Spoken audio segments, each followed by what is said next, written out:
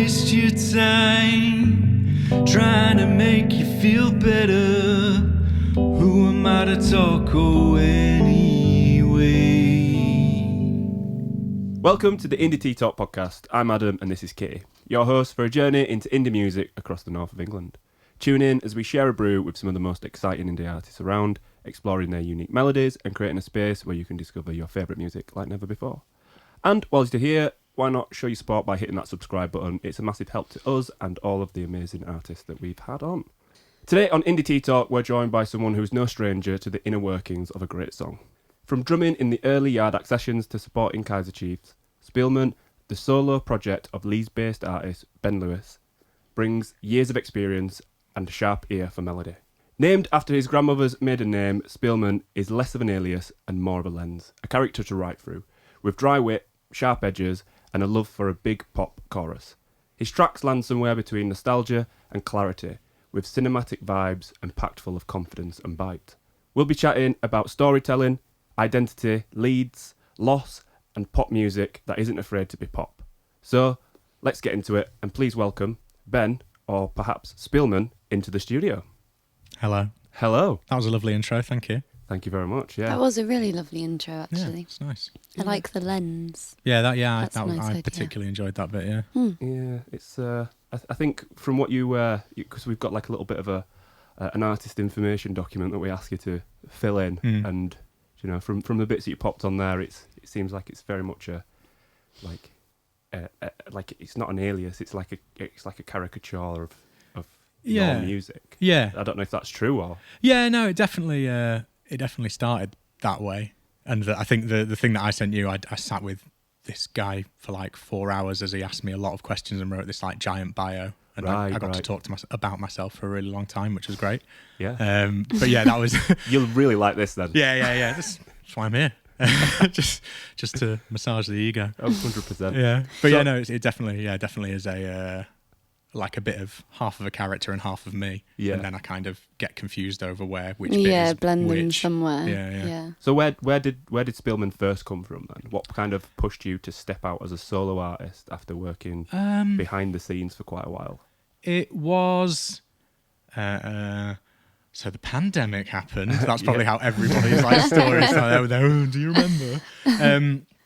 I was doing a project previous to that called Ruthie, where I was writing and producing with my friend Naomi, and she was writing and singing, and that was all on quite a good trajectory. We had some like big backing behind us and stuff like that, and then the pandemic happened, and we kind of everything dropped off, and priorities changed and things like that. I have got like I guess I feel like compelled to carry on like writing and making stuff, and I think that I'd got into a bit of a headspace of like, well, if I'm gonna do it, I want it to be just a me thing. I want to have the creative control. I want to be able to kind of do it, which not because of any bad experiences previously. Yeah, I do also think though lockdown made a lot of people consider that, because I had the same where I really started making music just by myself and for myself through lockdown. Yeah. And you use the resources that you have, and when you're on your own, the only resource that you have is yourself. Yeah, definitely. But yeah, it does make you consider that, doesn't it? Of like, I want to be able to do it all the time and not rely on anything else. I think that's it. Like it's been quite a while since Ruthie was the two of us, and we put together a live band for shows. But like, it's been a while since I've done I need to try and get 4 people in a room to that kind of thing. So like, it was like, I can do this on my own. I've got my setup in my house. I know what I'm doing with it. So it kind of, it started from that, but it was a bit of a thing of like, I didn't necessarily want to like put it out right away. I played like a secret show to see whether it felt like, I supported, like opened a show and didn't tell anyone about it to see whether it felt like this was like the right avenue to go down. I've got quite a lot of friends in like other bands who, when they are starting new projects, and I was talking to someone else about this the other day, have got like a bit like trepidatious over like, is this the thing to put all of the energy into? So I was like, I've written these songs, I feel good about them, I've got enough for a live show, I think I should try and do it live, and if it feels good in that environment, then I'll push it forward. If I hate it and it feels awful, then maybe I'll concentrate on something else. I like that. Sneaky though. Yeah, Really yeah. sneaky. Yeah. Where was it? It was at the Brudenell Oh, in nice. Leeds. Yeah, so Gorgeous. it was like an all-dayer, and I've played a million times, worked there a million times. So said to Nathan, like, I've got this new thing. Can I play at basically doors when there's nobody in the room Nice. before the whole thing starts? And he was like, yeah, why not? Which is nice. It's good. So the name itself has a personal link, being your grandmother's maiden name. Yeah. Why was that important to include in the project? Without being like flippant, I don't know if there is any like importance assigned to it other than needing a name for a project. It's a nice name. It's a good name, Yeah. and I didn't want it to be my name. Like Ben Lewis is a boring name to name a project, and the whole it's not because it's not like a singer songwriter or whatever. Like it's something a bit different to that. But it also literally my family is German. That side of my family is German, and the literal translation is the man who plays. So it's kind of like, oh, well, that feels like Nice. it works in a world. But Yeah. I think the real actual translation is like Jester, like a court jester. So that also works. Yeah. So yeah, no, it wasn't kind of like I need to assign the like family importance to it necessarily. It just seemed to work It quite worked, well. yeah. And then it kind of become, when I started putting the songs out, I had to kind of, well, ask my mum if she was okay with me using it first, and then kind of explain that like the lens thing, like it's all being written through a bit of like a sardonic kind of way. So don't be like, this isn't me like using the family name to like act like a knob in my songs, and like that kind of thing. So yeah, bit of a thing to tread. Like you just said there about that, keep referring back to the lens. How does it kind of feel to write through a character? I've always really struggled with writing lyrics and hated writing lyrics, and like I've only done maybe like I've done about 4,000 projects, but I've done like 2 other things that I've written lyrics for before, Right. and it was always very like abstract. Nothing really meant anything. It was all kind of just like vibes to go with the Yeah, song. because it is quite a vulnerable thing, isn't it? Well, I think this is the thing that like I not that I have an issue with the vulnerability of it, but I didn't necessarily know maybe when I started it like what I was trying to do and what I was trying to say. Yeah. And I still don't necessarily know what I'm trying to do or trying to say, but like the characterish element of it was like, well, this person, what I think I've kind of stumbled across is that like Spielmann is essentially like the half of me that isn't tempered by the like friendly, polite side of me. And that it's kind of like all the things that if it was okay, maybe I would The cynical say. side Yeah, of you. yeah, it's Yeah. all the cynicism with none of the like balance. Right. But then it is kind of, so that helped with like the early songs writing from that angle, and there was kind of certain things that like I would view Spielmann would be like involved in or would be at. So like there are songs that have like references to like gambling or like heavily drinking, and like Yeah. I haven't done either of those things for quite a long time. But they're like things that I would see him in his world. He's up to that kind of stuff. Yeah. But as it's kind of progressed, I guess I've used those things to like try and tell stories through them, which have like had bits of real stuff in them. But as it's kind of progressed, it's kind of shifted to a more like central world where it's like actually some of the stuff I'm writing is reasonably personal, but then put in through that like kind of way of speaking, I guess. Yeah.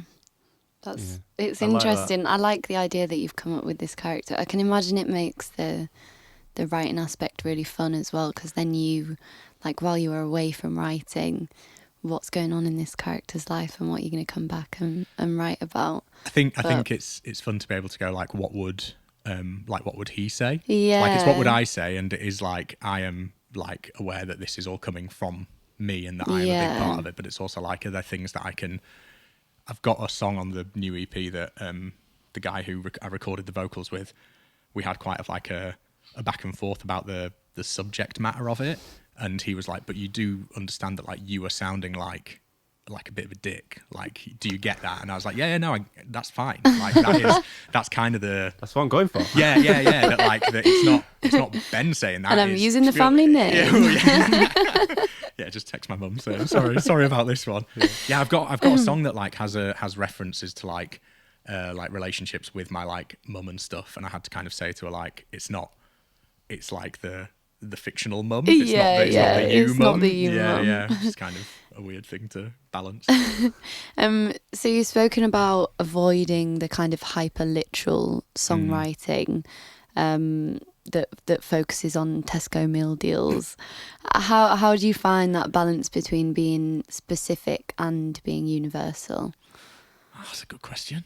I think that I've just got a bit of like, there's the whole like post-punk thing that's happened, which is like, I think kind of on its way out there. All of those artists who are like surviving that seem to be making a lot more interesting music now. But for maybe when I was starting this, maybe 2022, there was a lot of like, meal deal rock.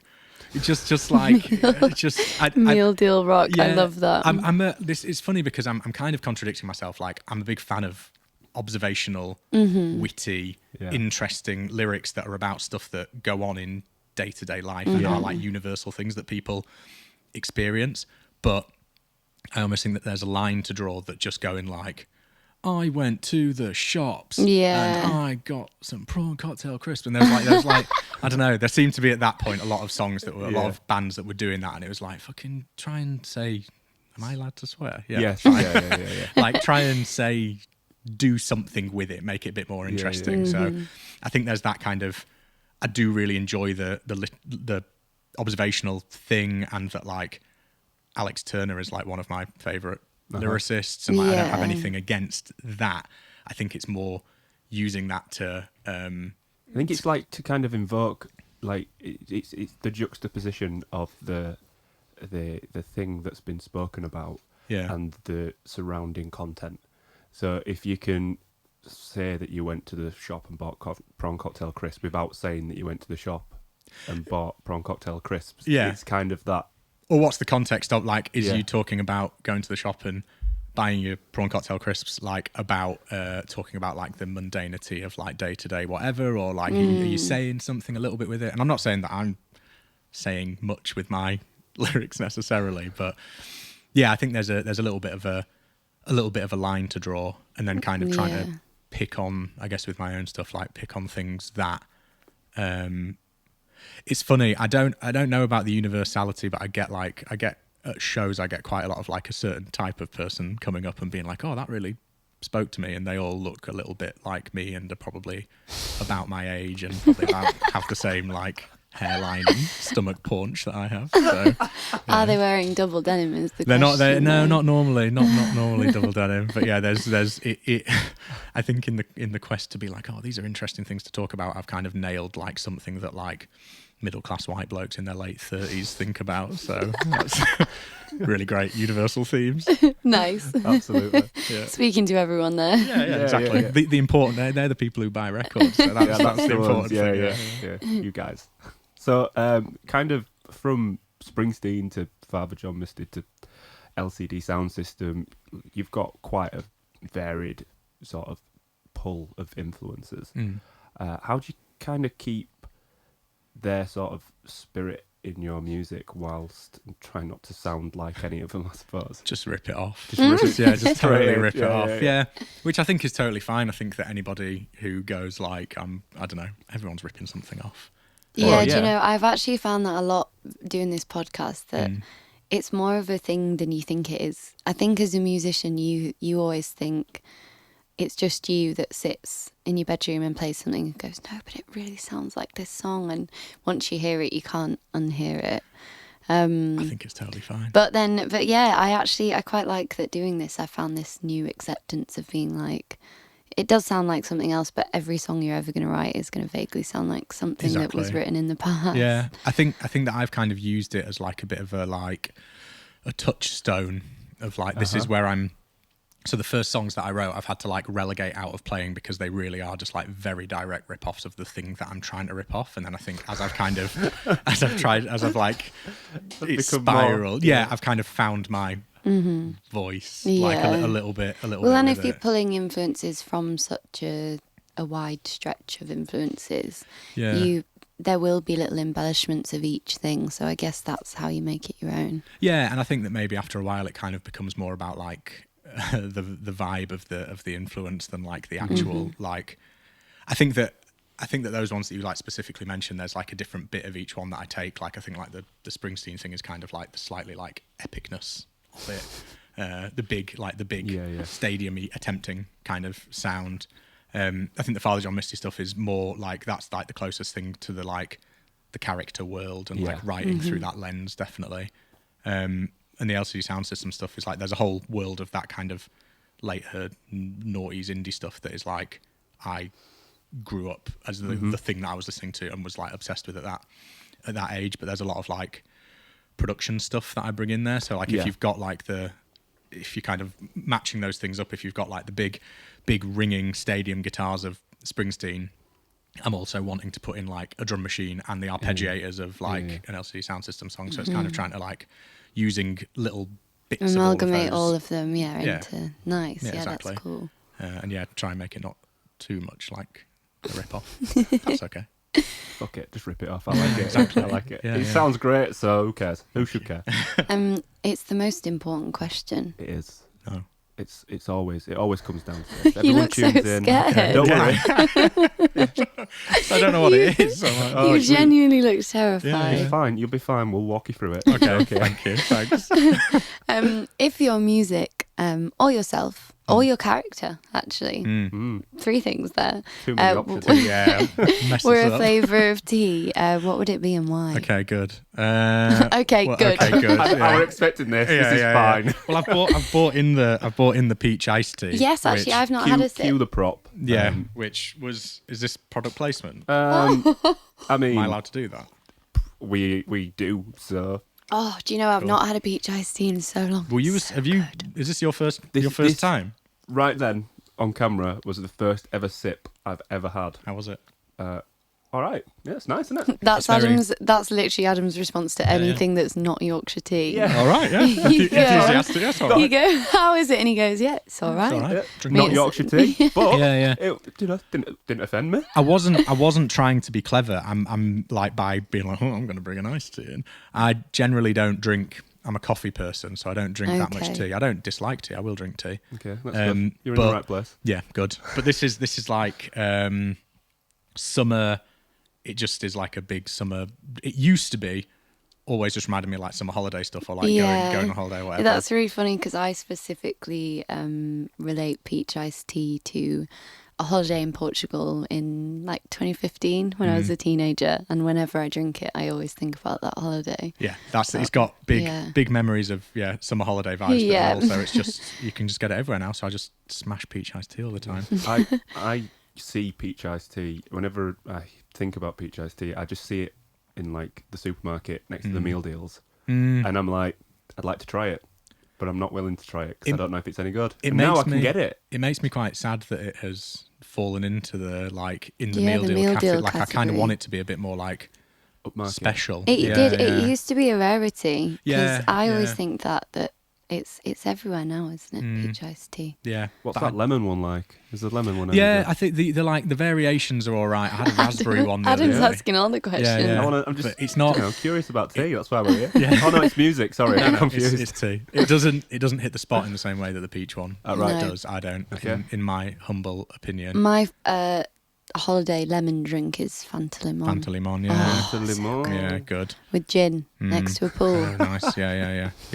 You've just got to. I think you've just got to have loads of ice with it. That feels Yeah. like a good. If there's ever iced tea on a menu, a drinks menu somewhere, I'll always go for an iced tea. I'm quite intrigued to know like how places do their iced tea. Just like an iced tea. Sounds like you're a connoisseur. you Yeah, are, I'd say yeah. I do. You tried playing this down a little bit, but in reality, I was actually really excited to bring this in and let you guys all have some iced tea. Maybe that would be like what would you say? It's full of sugar. Yeah. Is that like what my music? I don't know.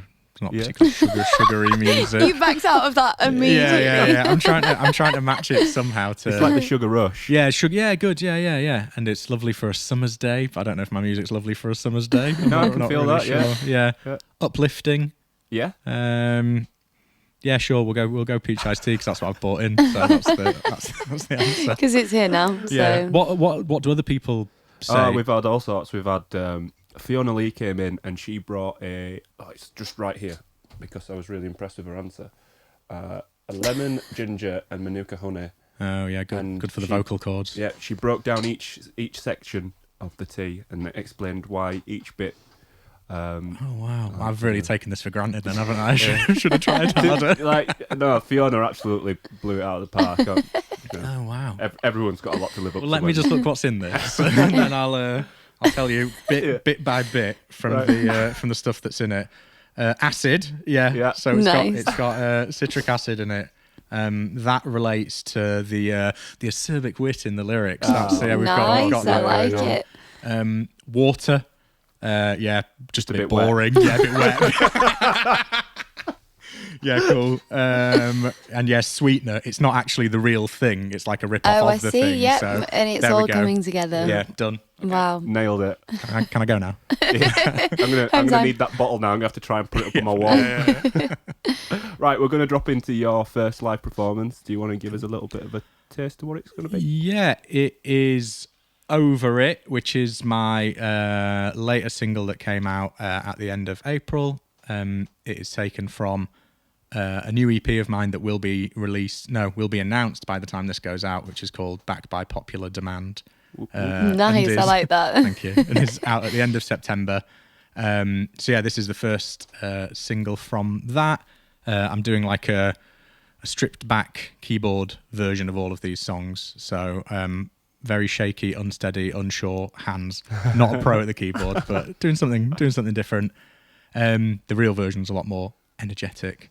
What can I tell you about the song? It was kind of written as a bit of a joke that between me and a friend of mine who were talking about wanting to start a band that is just like kind of really dumb, balls to the wall indie rock music. And then I wrote this and I was like, oh, I actually quite like that. How can I kind of re-engineer it to be one of my songs? So that's kind of where it came from. I really like the name actually because I feel like when I'm in my sassy queen moments, that's my phrase. I always say, Over it. I'm just over it. And my siblings always say that if I very quietly say, right, well, or I very quietly say, I'm over it, Oh, that's when everyone know. needs, everyone needs to just not be near me. So I really like that it's called Over It. oh, good. I'm glad you've let us know that. because- Yeah. That's a good thing to know. Because I don't really get mad, but that's me really mad. Just over it. I don't know Yeah. whether I'm over it. the over it like motivation in this song comes from. I think it's a similar thing of just being like, I'm over it. I'm over it. Yeah, and it's the only thing you can say, isn't it? Yeah. But yeah, so Brilliant. I'm excited Well, to hear let's it. give it a listen. Lovely.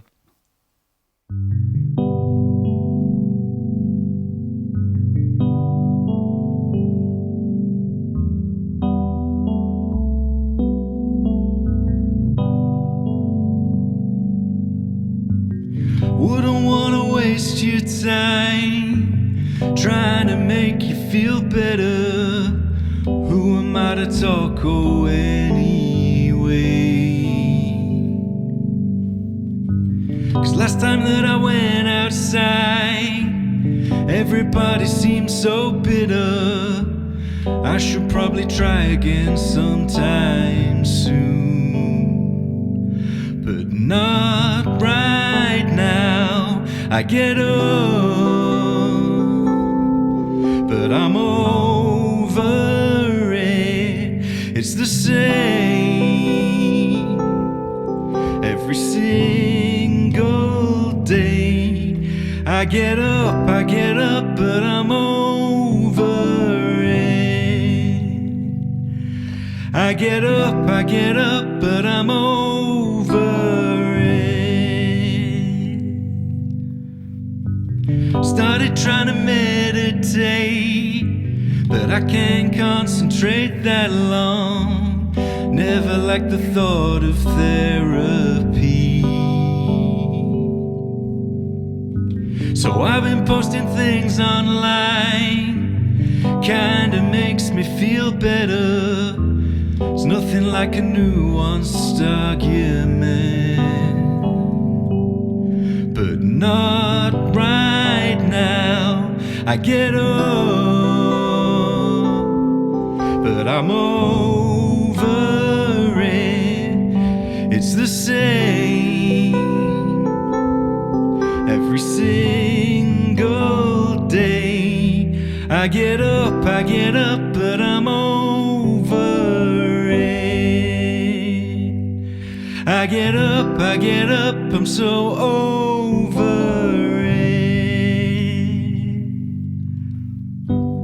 What if I just put my phone down, closed my computer, went for a walk? Really, what's the worst that could happen? What if I booked in for a spin class, ate a good meal and got some sleep? Seems like a pretty good idea, but not right now. I get up, but I'm over it. It's the same every single day. I get up, but I'm over it. I get up, but I'm over it. I get up, but I'm over it. I get up, I'm so over it.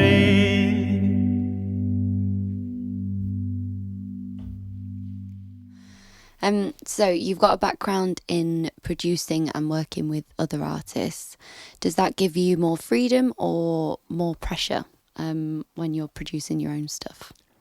I think, kind of like I said before, when I started the project, I think having been in a load of other stuff before and done a load of other bands, felt like there was more pressure. I don't think that pressure comes from anyone except myself. Yes, and it's not that anyone was demanding anything of you. It's just that you demand it of Nothing was yourself. being demanded, and also Yeah. like I think that this kind of like ego maniacal thing of going like, oh, people are really gonna like be interested in what the next thing that I do is, because the things that I did before were so great. There's this little voice in your head or whatever. But yeah, I think there was pressure on. I put pressure on myself with it.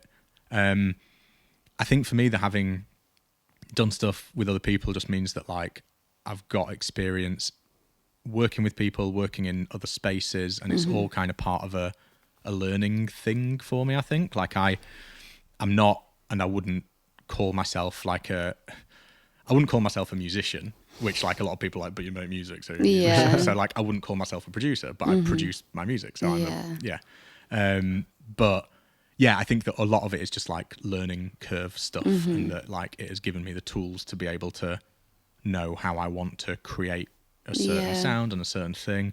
So yeah, I don't think pressure necessarily. I think just kind of like it gives me the ability to bring more to the table myself. Yeah. But I would like to work with a lot of. I've done this all quite insularly, and when I did the live band, I had my friend Simeon Walker, who's an amazing pianist, playing the piano in the band, and he was doing stuff on the songs that I was like, I can't do anything like that. So next time I get into a studio, if I can get into a studio, I would love him to come and play the piano on it, because it just like levels everything up way further. I also think that's still a very important aspect of if you're working as a solo artist.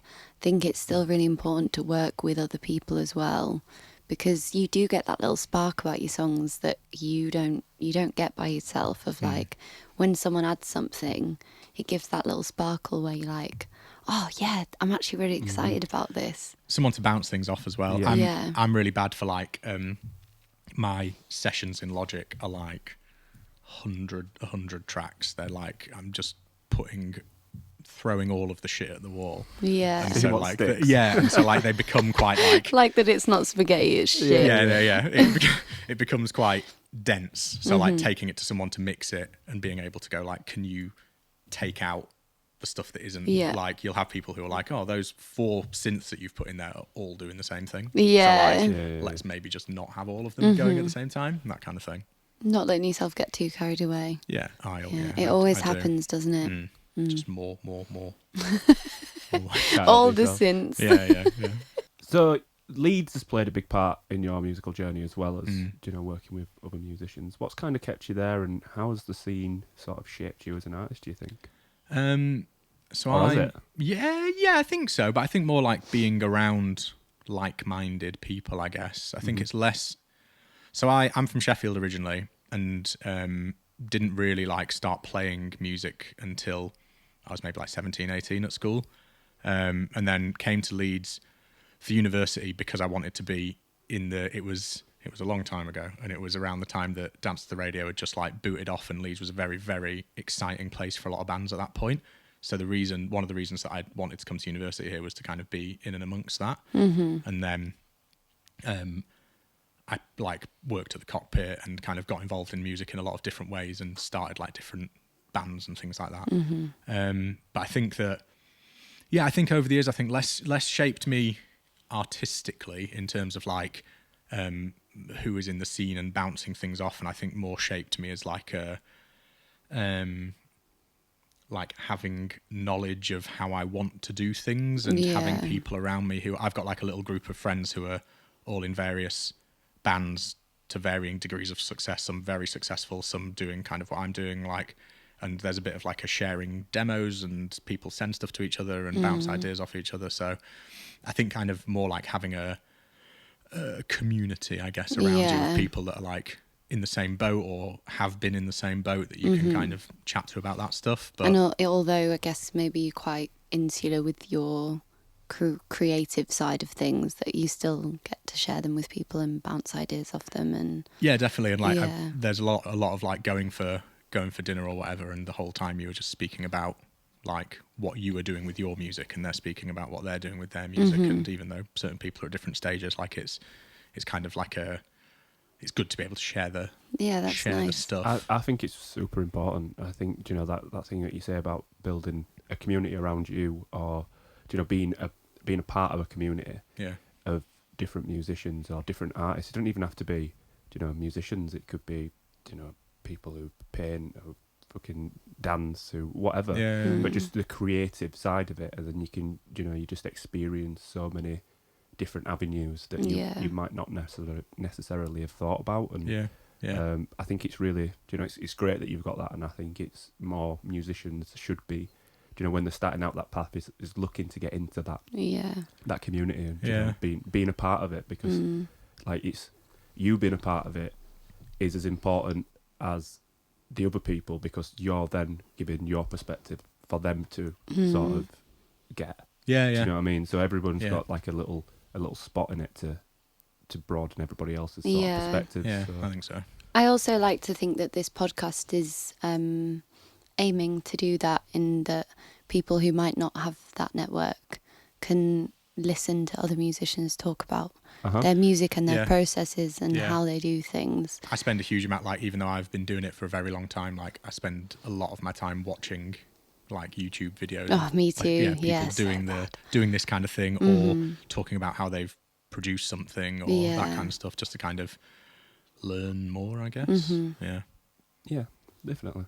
So how did you find yourself playing at Yardac's homecoming show at the O2 Academy? That is amazing. That's an experience, right? Just nepotism, like pure nepotism, really. So they're just good friends of mine. Been in bands with them for a very long time. So James played in a band called Post-War Glamour Girls, who I think my band when we were at uni they supported us when we were at uni, and like we've just been kind of mates since that. And James drummed in Ruthie, the project that I did before. He played in the live band for that. And Sam, who plays guitar in what are they called? Yard Act. Was the amazing, so unfazed. Was the guitarist in that. And Ryan, I played like guitar in Menace Beach for some shows, and we've just been friends for a really long time. So I think I probably asked. I'm quite shameless. Like if there's like can I play that? And I think they probably felt from years of something that let's let him do it. It's the pity slot. Yeah, pretty much. But with them it's just they're just good mates. So Yeah. I think they were just doing me a favour, which is How nice did of them. it feel? Me and Adam Yeah, were both yeah. like, tell us about it. tell us Tell about us it. everything. It was great. I think for me, actually, it wasn't my. I just played a show. It was fine. It was cool. There were some people in the You're crowd so and chill. they enjoyed it. Honestly. Yeah, but You make me sick sometimes. what I was gonna say was that the best thing about that show, and this sounds totally arse licking, was seeing them do what they were doing at like an academy size. Like I know Yeah. that Yeah. like they've been doing this. There's this analogy that I like use. There's this whole thing about like still slugging away at a certain age playing music that people are like, oh, you can't possibly, like I'm 36, like, oh, you're still doing it at 36. Ryan's fucking older than that. And like there's this thing of like, if you were, I don't know if this is a useful analogy at all, but if you were like a banker Yeah. and you started your career in banking at 20 Mm-hmm. and at 40 you were ranked as like the second biggest banker in the as it were in the country and Yeah. or the top, and you would go like, that is a very commendable career trajectory. Yes. Yeah. And I think that there's something that happens with like music and creative stuff, and especially like public eye stuff, that is like, if you've been in your first band when you're 20 and you're still in a band when you're 40, like there's kind of like you're still doing that. Oh, it's nice that you still make music, but like they've been doing it since that age and are now like one of the biggest bands in the country Yeah.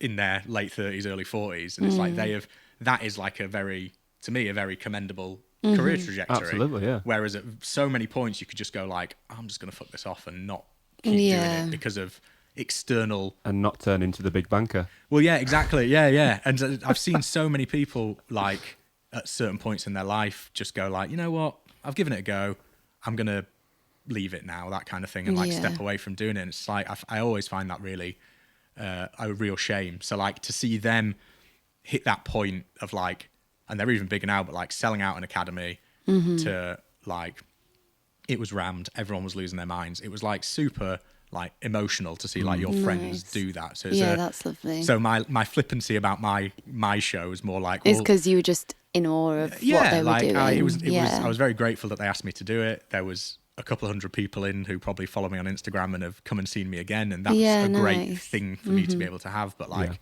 yeah, the bigger thing from that was being able to go like, they've like absolutely smashed it. Yeah, and see- also a hopeful thing of as well of like, these are my mates. Like, look what they're doing. yeah, exactly. Like it can, Yeah. like, yeah. No, it's great, really good. Nice. So, we've already mentioned it a little bit, but your upcoming EP, Back by Popular Demand, it feels quite bold and it feels very confident. Do you want to tell us a little bit about what ties all these tracks together? I think I should probably say that the boldness and the confidence like hides many levels of something else under it. I think it's Okay. it's more of a sarcastic comment than Yeah. a bold, confident comment potentially. What ties the tracks together? I think that without kind of what, like going back to what we were saying about like the character stuff, I think that these are the ones that have like had the most of like myself like bled into them. So they kind of Okay. made me Okay. feel like when I've been playing them live, they've got slightly more of a personal edge to them in some regards. I think that I just love big sounds, and I think the thing that has kind of happened with these songs is that everything that I've recorded before, I've recorded at home, and like the drums have all been like MIDI drums that have then been mixed to maybe try and sound a bit like real drums, but you Right. can't capture that sound. No. Yeah. So these ones are, the drums are recorded in a studio, which is like the first time that has happened, and they've been Nice. mixed by somebody who has worked on some like big massive records. So I've kind of gone a bit like, I want this to be like a statement. I want the songs to be big. The choruses are all big. I kind of want to pull the whole thing together with it. So I think that the thread that pulls them together is like trying to push the project forward, trying to like create the sound that maybe I have in my head that I've not been able to. Yeah, the create kind of so far. triumphant Yeah, sound. the big Yeah. bit of fist in Yeah. fist in the air. And when vibes. is that not good? I mean, it's going to be good forever. Yeah, I think so. There's the next song that's coming out, which is called "Got to Go to Work," is like the shortest, fastest noisiest one that I've written. So it's kind of like, yeah, the most triumphant maybe is a good, but also kind of like trying to pull together the, like, I have, I guess, like Spielmann themes. Yeah. So kind of like it's all still within the same world, it's within the same theme. He's doing the same bullshit that he does on the other songs. But yeah, I think that's kind of where they're at, wanting to make it bigger, progress it forward, and kind of show development in it, I think. One thing that you mentioned before we started chatting properly, that I thought was really interesting, was about your outfits that you wear. So obviously today, I mean, it looks like you're just in a very normal outfit, I guess. Yeah. But you were saying that you do kind of different stages where you wear the same thing, essentially. Can you tell us a little bit about it? Yeah, I get very into the vibe of each release. So like I do, I generally describe myself as like a jack of all, master of none. Like I'm not like amazing at any of the things. Like I think I'm good at kind of bringing things together. And so I am able to use Photoshop. Yeah. I'm not a graphic designer, but I can use Photoshop. I'm not a musician, but I play music. Yeah, and I'm not a producer. Thread. Yeah. But yeah, I make all the artwork myself. I do like the videos and stuff myself. And there's always been a thing, I don't really know where it started, but I really hate, so like The Strokes, one of my favourite bands, if you look through their like artistic discography and their like videos that they've put out, it's dog shit. Like there's no like, there seems to me, and I might be totally wrong, but there seems to me to be no like necessary thought behind everything else that goes into it. Yeah. Like I love the music, but like what the artwork looks like, what the videos, there's no continuity in anything, in my opinion. It's nice that you're so passionate about each and every element of it, though, and that you solely do it all by yourself, which that's really cool. I'd love someone else to do it. I'd love to be able to like pay someone to do it, but like for now I can't. So there's kind of like, it's the same with the recording. Like there's a necessity to it. Yeah. But I do love doing it, and I love the control of it, and it is me doing all of this, so I may as well do that. Yeah. But yeah, the outfits, every stage that I go into. So the last EP, there was like a certain look, so I wanted to make sure that look was kind of like what I wore on stage. And I had a different hat. I have this hat, and there was a previous one that said "Play Something" by Spielmann. So it's kind of like it's all part of the vibe of that release. Yeah. And then for this one, I was like, I'm gonna move it into this territory, and I'm gonna wear, I think it was like quadruple denim in the photo shoot. So I was like, right, every time I'm out and I do a show, I should be wearing the same thing. I want the hat, like, so that it's kind of all the theme carries on through, which maybe some people might listen to and go like, you're doing too much, man, just like chill out. But like, I like the whole artistic world of all of it. I love watching music videos, and I love looking at record sleeves. And so you kind of want to go like, I want to, if I'm putting this out and it is myself, I don't want to just go like, oh, can someone just design that? And I'll just go like, yeah, cool, that looks fine. Like, put it out. Like I kind of want the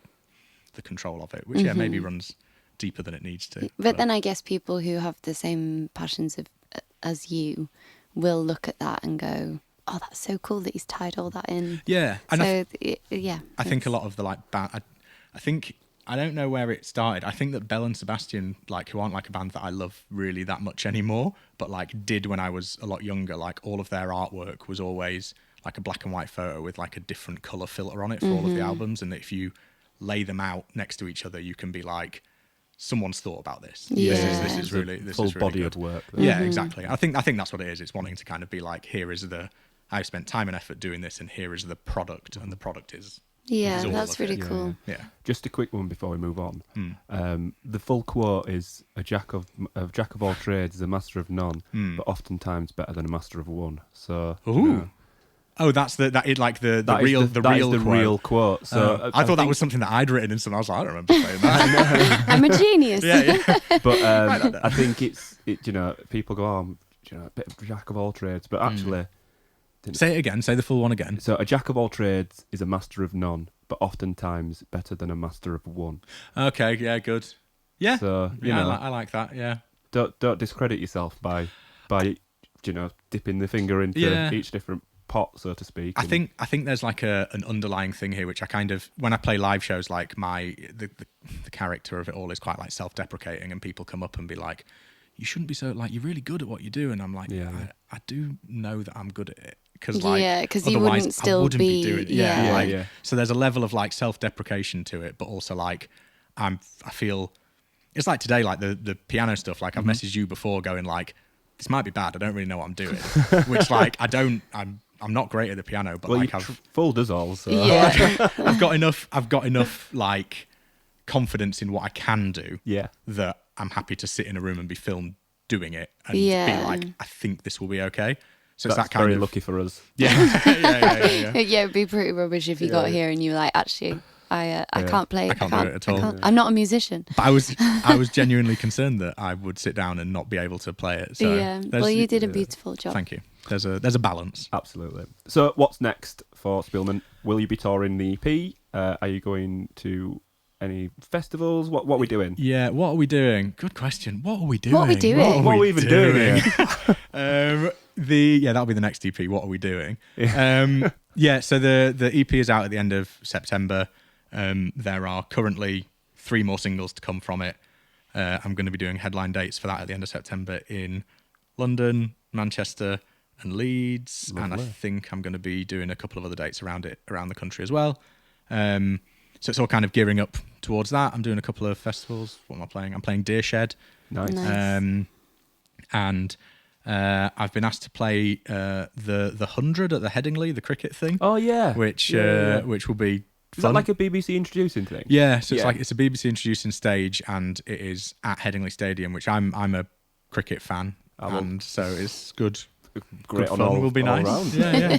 Yeah. Get to give my dad and my brother some free tickets to come and loiter around the stadium, so that'll be nice. But yeah, gearing up towards the EP, and then I just need to write some more music so that I can keep releasing music, because you hit a wall potentially. Absolutely. But yeah, that's next. Nice. Cool. Right then, we're going to jump into your second live performance. Do you want to Cool. tell us what we're going to be listening to? Yeah, I can't remember which one we played. Oh yeah, no, I can.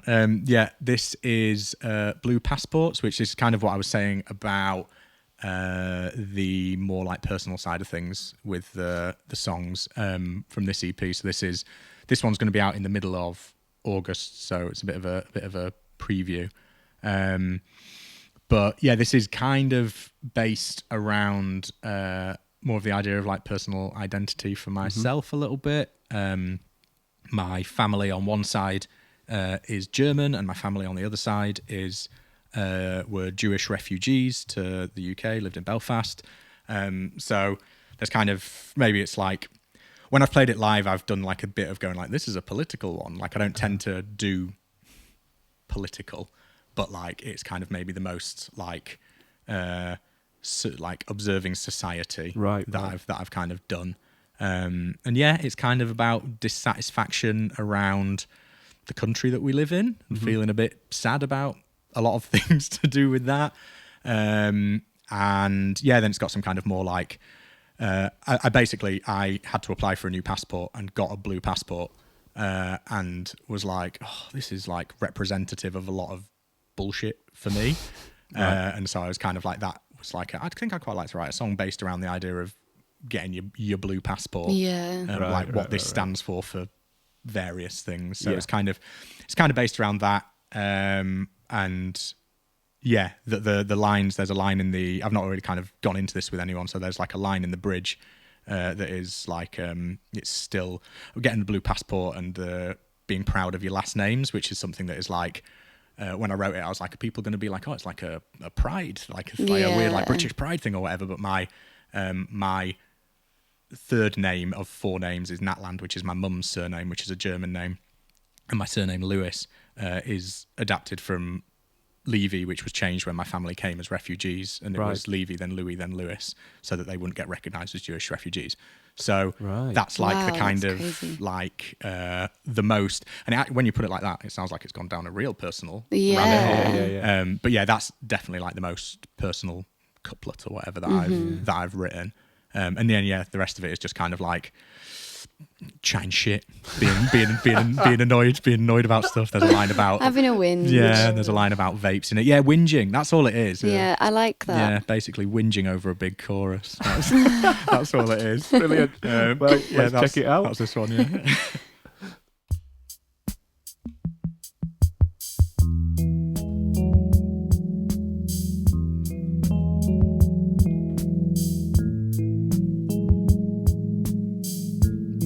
So tired of this country. Don't recognize my face. See, I was born in England. Say I'm European.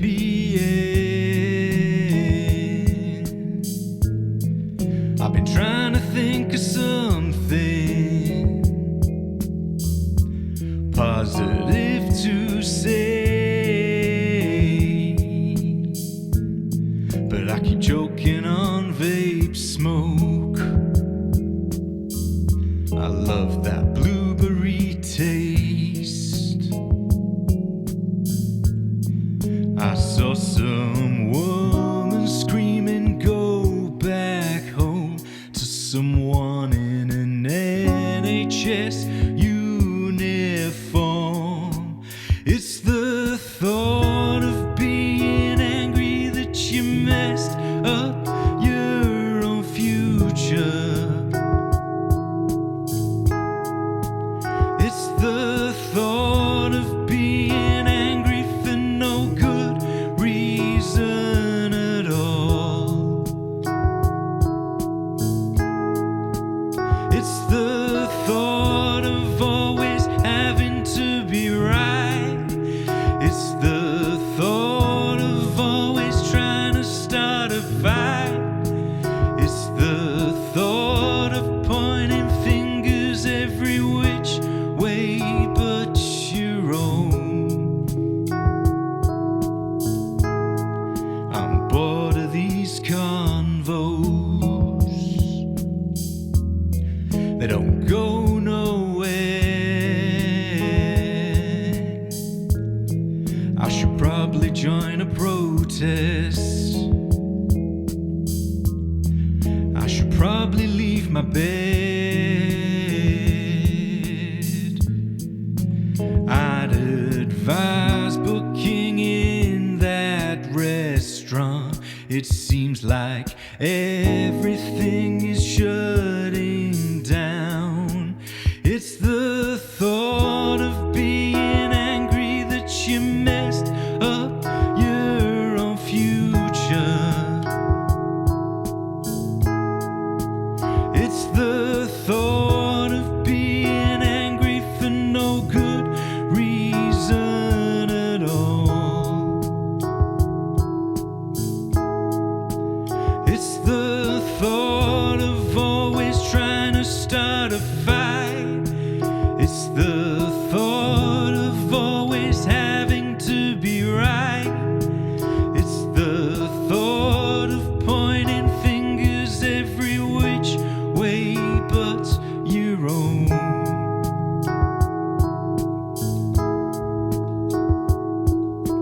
How many times has it been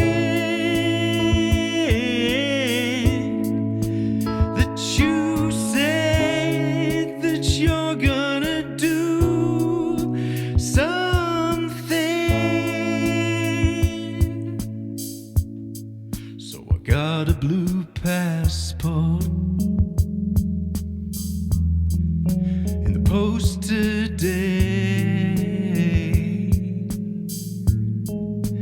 Proud of my last names, and it's still my face. It's the thought of being angry that you messed up your own future. It's the thought of being angry for no good reason at all.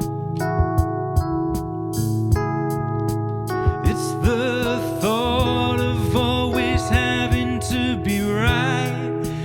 It's the thought of always trying to start a fight. It's the thought of pointing fingers every which way but your own. But your own.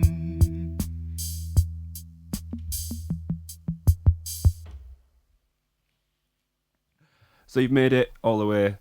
You've put with us Yeah. all this way. We've managed to get 2 amazing live sessions out here, and now it's time for Adam's quickfire questions that aren't quickfire. Okay. So I'm excited please for this. bear with us. Right then. So, what's your go-to comfort album when the world's feeling a bit much? Good. Best response I've ever had. Yeah, I'm going to long this out. Whilst I think about what it is. On the way over, I was like, I need to think of like good answers to questions like these, like favorite albums and things like that. Go to comfort album. I listened to the Tobias Jesso Jr. album Goon quite a lot, which Goon. sounds like I've tried to pick something very different. Yeah. I don't know it. It's I don't. great. It's basically like he released one album, but he's written for like Adele and Niall Horan and Oh, stuff right, like that. cool. And it's Cool. like a piano, kind of like what I was trying to do today. that kind of thing. Father John Misty, I will go back to. Yeah, that's Yeah. a lot. nice comfort album actually. Yeah. Well, any of Or yeah, The I think albums are the nice. second one is generally the one that I go to, and I love listening to the Arctic Monkeys Tranquility Base Hotel Nice. album. That's Yeah, one of my that's cool, faves of theirs. So yeah, they're some. Also, In Rainbows by Radiohead gets a lot of yeah. Fair enough, rinsing. There is none of it in anything that I do, but I love it a lot. Yeah, so many people now say. I mean, I love Radiohead, and so many people now I think have gotten to the stage where they're just a bit done with the craze of Radiohead. But Yeah. I think they should live forever. Yeah, there's a lot of amazing music. I think in there. that album should live forever. Yeah, I'm going to be annoyed that there's going to be albums that I want to tell you about that I've not thought about. Well, it's tough, and you can't. Yeah, so What a quick fire question. Has anyone ever?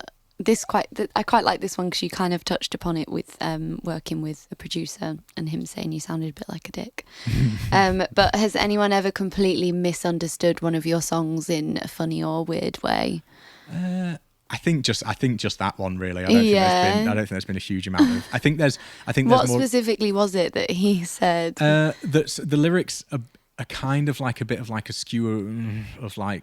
There's a bit of like cancel culture vibes in it. Okay. But I'm writing it from the perspective of like somebody who is getting cancelled and is like, I should be getting cancelled. Right. Okay. So there's quite like, if you don't understand what I'm going for, Yeah. you'll listen to it and be like, oh my God. But if you Right, get right. what I'm going for, so I'm quite scared when that one actually comes out. But Could you imagine if you got cancelled from the song yeah, about it'd be incredibly being ironic. cancelled? Yeah. So yeah, hopefully, I don't think I'm in any pedestal enough to be cancelled. So I think so I'll just keep Cancel me if talking you my can. shit. But yeah, no, just that. I think maybe a general misunderstanding of the like, kind of what I was saying before, of the like, the vibe of it being self-deprecating doesn't mean that like, I think it's bad. That kind of thing. Who's someone in the Leeds music scene that more people should be paying attention to? Oh, I'd love if you said me. Me. Yeah, 100% me. Who's good in Leeds at the moment? Adult DVD are doing really great things. Fuzz Lightyear are doing really great things. Simeon Walker, who has played in my live band, is an amazing pianist. Who else is out there who's good? Neve Carriad. I've listened to a lot of Neve Carriad lately. Green Gardens.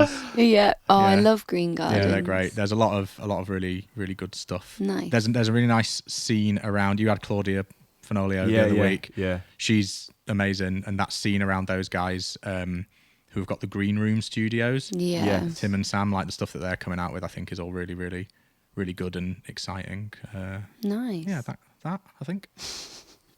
Have you ever played a gig where you've wanted to walk off stage? Oh yeah, most gigs. I go through a an ego crisis before every gig where I Nice. stand next to the stage for like 2 minutes. I'm like, what the fuck are you doing? You I mean, idiot. too, Why are you yeah. doing Yeah, this? this is like Yeah. I literally do that. Yeah. It's weird, so weird, isn't it? And then once I'm on stage, I'm like, oh no, I love it. That's why I'm doing it.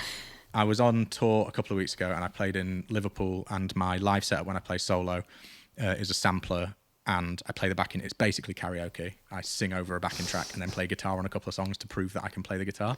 And I had the backing track input into a DI box, which was sticking out in a weird way for some reason.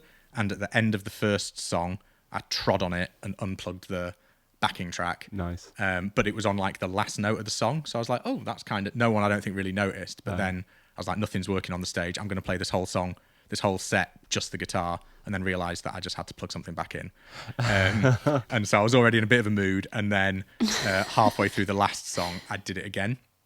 And I basically explained to everybody that this was karaoke, and that the two options here are that I either play the whole song again from the start, I replug it in and we play it from the start, or I just like graciously say like Goodbye. night, and I went for the latter. I thought it was just better to just go, we've all had enough here, let's just let's leave. So I'm going to hang my head in shame.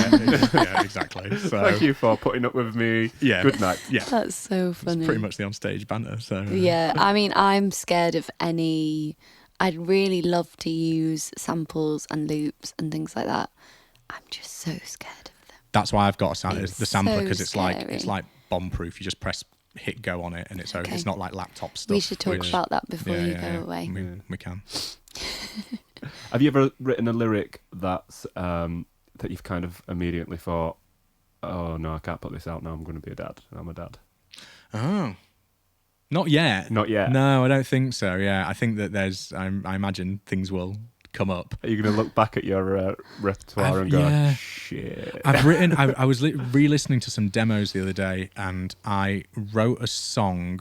I've written a song that is like basically like the vibe is like the man is letting down the woman in the relationship, and there's like buying flowers and to make up for things, and your phone not being charged and stuff like that. And in the second verse of it, and this won't get released because it is awful, there is a line that is basically, it's something like it's about having dinner with like your partner's parents, and the line is something like, I told your mother she looked ravishing.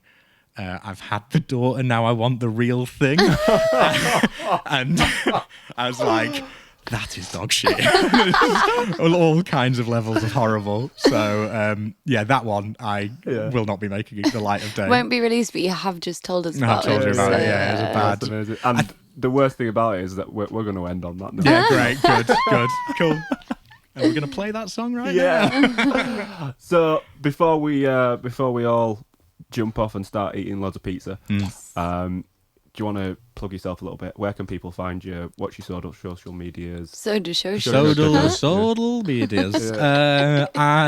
Spielmann songs every Spielmann songs. Looks wrong, however you spell it. Yeah. I get a lot of different alternative versions on set times in venues and things, but that songs everywhere basically, but not TikTok because that terrifies me because I'm old. But I've tried with that thing and I don't really get it either. Yeah, I think that I don't really have the time necessarily in my life to really like nail the posting it 40 times a day kind of thing. Yeah, I understand it, and whatever. Instagram.com/Spielmann songs is probably the best place to go to find all of the information and updates. And what about how are you releasing this EP? Is there going to be physicals? No, this doesn't have physicals of it, so this will just be a digital release. But will this be announced by the time? I'm doing a physical release. I'm doing a 12-inch of everything that I've released so far, which is going to be called Greatest Hits So Far. Yeah. And Nice. so that'll be the 12 songs that have come out will have come out by that time. Will be out on a record in like late October, I think. Nice. So nice. And where do you know roughly where is it going to be on Bandcamp? Yeah, it'll be on my Bandcamp, which again is Spielmann Songs, and then record shops go buy it from record shops. I think that we're doing like a special different edition for record shops. So yes, that's where it'll be, but there are still some things, some snags. Some snags. But yeah, end of When is there Spielmann not? greatest hits so far, which I've decided to take the ABBA Gold album and cross out the G, and it just says old on it. So it says Spielmann Old, the greatest hit so far, which I think is hilarious. Whether other people will, I love knows? it. I love it. Yeah, that's it. Awesome. Well, that kind of wraps up another episode of Indie Tea Talk. Thank you so much, Ben, for coming over and gracing us with some beautiful music. Thanks, man. And some great stories. Remember, if you want to follow Spielmann on Instagram, that's Spielmann Song, SPIELMANNSONG. S. Yes. It's got songs at the end, yeah. Songs. We're on Instagram, we're on YouTube, we're on Spotify. If you like what we're doing, please, do all that algorithmic crap. Like it, subscribe. We really appreciate it, and it helps us to do more of this. So yeah, until next time, thank you very much. Thanks, cheers. Thank you. Thank you.